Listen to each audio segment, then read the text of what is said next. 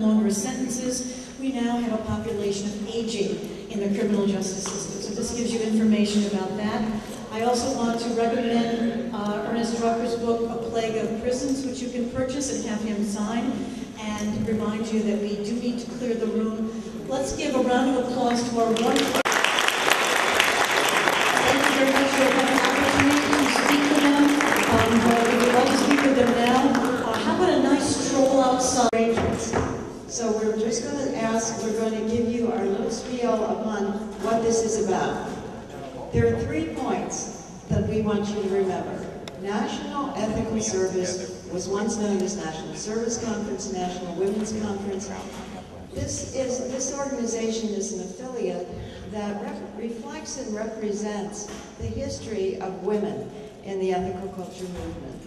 As you know, that originally women were not integral members of the society. They were members through their husbands. And so the organization has maintained its affiliate status from the time of its beginning. So the affiliate status that we hold does not reflect a lack of devotion to the movement. That in fact we have found over time that we have been more effective as we maintain our affiliate status. So we want to know that all of you who are here are especially welcome, and that the particular contribution that we make to the movement in ethical culture is that we represent you at the United Nations. So at the United Nations, we are coalition builders. We work the way the women have always worked within the movements. We're seed planters. You may not know this, but the women in National Women's Conference were the first publishers of the dialogue. And when the movement as a whole could see the value of that publication, it got turned back to the central office. The other contribution that you may not be aware of is that the women prior to 1929 had actually created relationships among different societies. So we started the tradition of interrelationships among the societies, and that's always important to us today. We're always grateful to the AEU board, to the National Leaders Conference, and to those societies who've maintained their loyalty. There have been individuals throughout the history of the movement, usually leaders, who have, whether they're clergy leaders or not, leaders in the community who have recognized the value of this contribution.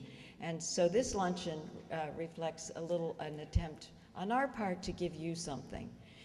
The third point that I want, so it's women, it's affiliate status, and the third thing that I wanted you to know is that in relation to this particular conference, Humanizing Criminal Justice, we were co-founders of the civil society's faith and ethics-based network in support of the International Criminal Court. We are very proud to announce that the second chief prosecutor in the International Criminal Court was elected yesterday. It is an African woman, Fatou Bensouda, I believe her name is. She has been around for a long time.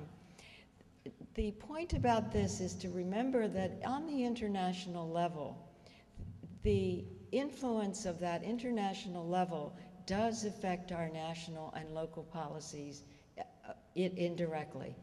There is a pressure that some of the policies of the CIA changed when it became known that the heads of state no longer had impunity. So the International Criminal Court serves 3 purposes. One is to end impunity against the top leaders, to frame and to illegalize, criminalize genocide, crimes of aggression, the egregious crimes that in human history were allowed to, they were so bad nobody knew what to do about them. So they're being framed within the system of the court. The third thing is restorative justice. There is no death penalty in the International Criminal Court.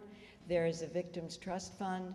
There are mechanisms in place that allow the perpetrator, to meet with those whom they have oppressed, and to, we hope eventually, as the court strengthens, it's in its 10th year of operation, that the process will continue to grow.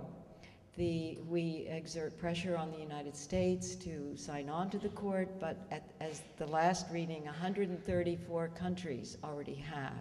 So there is no turning back when it comes to the great international court, criminal court. We have no time to talk anymore about this, and I just wanted to see, do I see Sue's face? Is the food ready? I am a member of the National Leaders Council, and I am an accepted leader within the National Ethical Service. We're an unincorporated religion. The food is there. Are we saying the food is on? No, but they're going to call. Formerly unincorporated, and we're about ready to have a 501c3 status to take care of our funds. And I turn you over now to Kay Dundorf, former president of Riverside Society, the Riverdale Society. And I want to say one word. I am a very happy visiting leader with Ethical Culture Society of Essex County.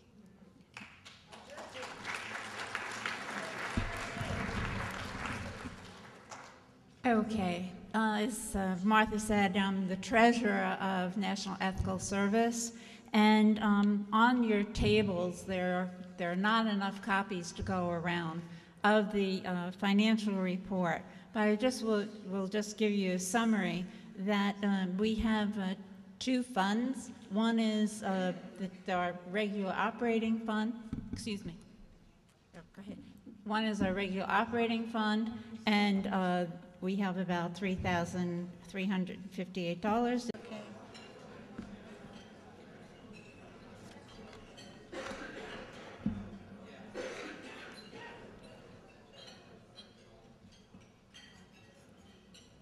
That was perfect. Everybody calm down and stop talking. Thank you for that. I appreciate it. I'm Jackie Pope, president of National Ethical Service, and I want to thank you for coming today. I'm seeing it now. Also, welcome, because we have to go very, very quickly. So I'm going to go very fast. You know how people from New York are, they're fast. So I'm going to be a New Yorker today and let you know that I'm going to be going through most of the program really quickly.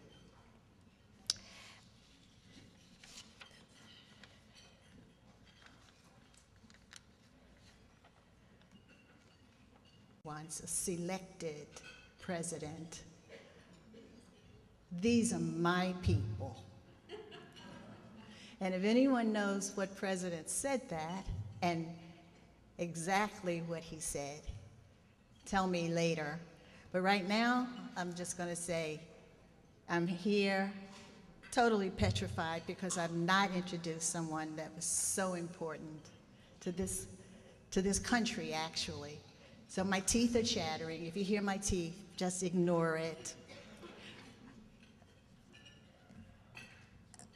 What I wanted also to let you know that everybody here, I'm assuming, I bring you greetings from OWS. Anybody know who the OWS is? Yes. I'm here with the 99 percenters.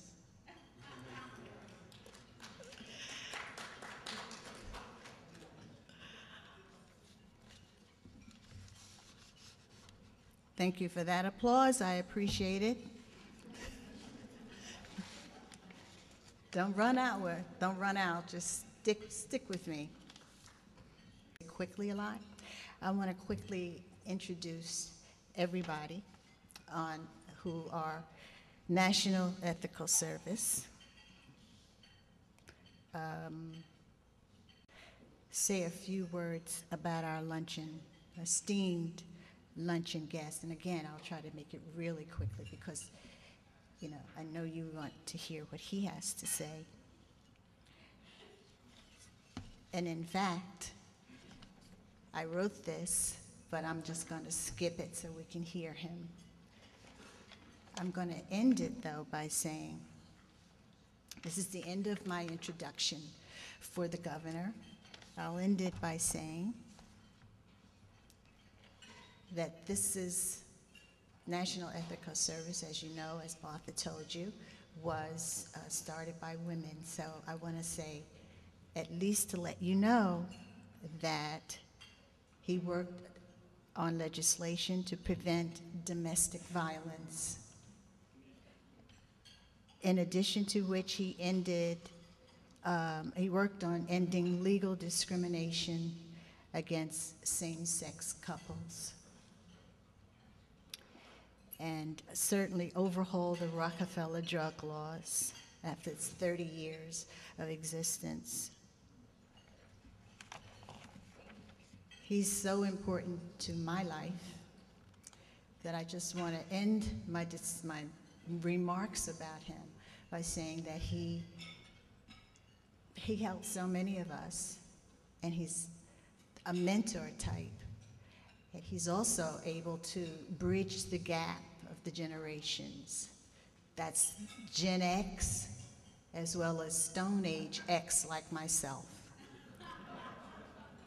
I want everybody to give their warmest welcome to Governor Patterson.